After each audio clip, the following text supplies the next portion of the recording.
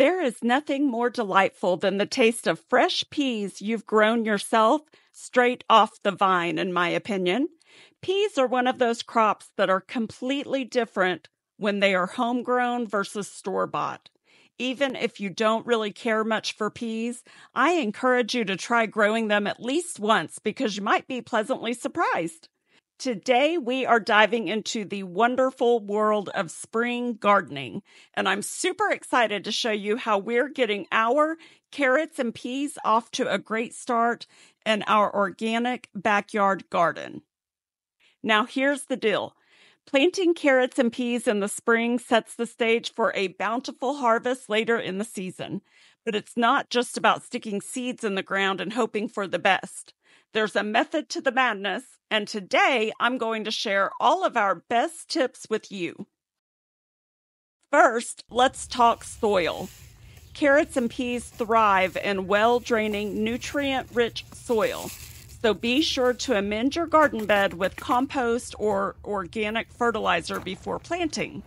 I did this off camera, but you can learn about my favorite DIY soil mix that I make myself with 3 simple and affordable ingredients. I will post the link to that video right up here in the upper right corner, and I'll include links in the description to the video and the article on our website. A lot of people mention having issues with carrot germination. I've never had a problem getting my carrots to germinate, but that's because I follow a few simple steps to ensure proper germination every time. First, you will want to make sure you have amended your beds and you are ready to go. I also mix in Espoma garden tone prior to planting. Just read the instructions on the bag to figure out the dosage based on the area you are planting in. Next, you will want to make sure your soil is damp, not completely soaked, but definitely wet enough that the seeds will stick once you sprinkle them on top. The key to germination is making sure the seeds make good contact with the soil, that they stay consistently moist, and that you have something to hold them down so they don't blow away. A lot of people have success using cardboard. But here in Oklahoma, we have high winds, so I've always used old wooden planks, and this has worked great for me for years. I always press down my rows with the planks and then sprinkle my seeds over the top and then set the board on top. After about 7 days, you can start checking to see if you have any green sprouts coming up. As soon as you see little sprouts, you can remove the boards because they will need sunlight to continue growing. If you don't see any sprouts at 7 days, keep them covered and keep checking them every day or two. It can take up to 2 weeks or so for carrots to germinate. But make sure you are keeping your soil moist the whole time. You also want to check your seed packet and make sure you are planting at the proper time for your growing zone. If you aren't sure, let me know in the comments either what your growing zone is, or if you aren't sure about that, what your zip code is, and I'll be happy to help you figure it out.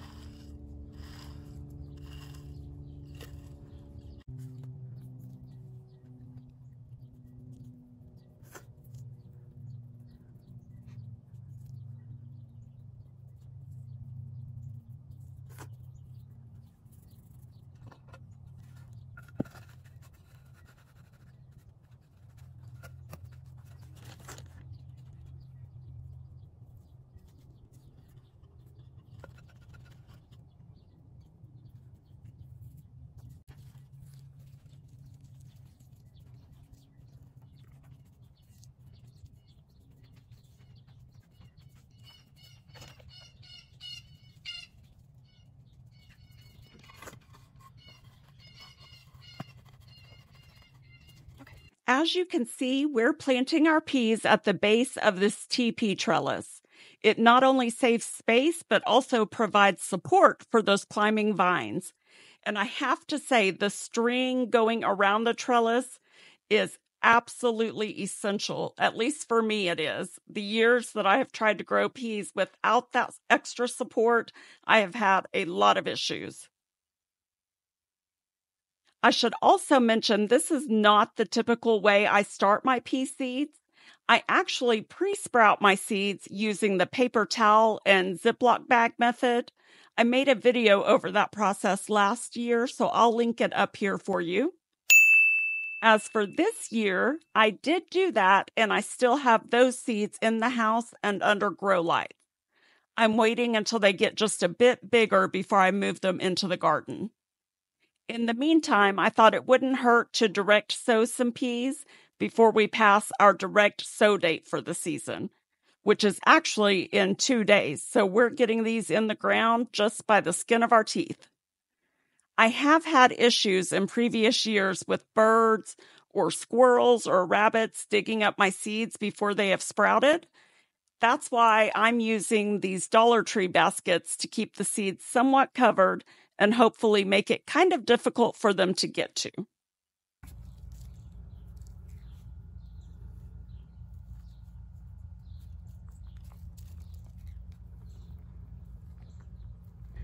Now, on these peas, each seed, do you know, that produces several shoots or just the one vine? Just the one. Wow.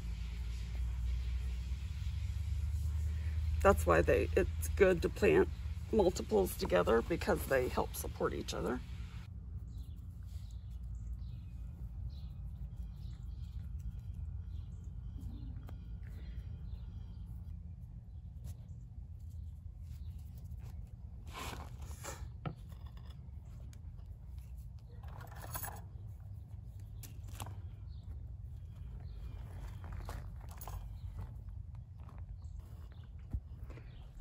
Each one of those baskets had only 2 of them.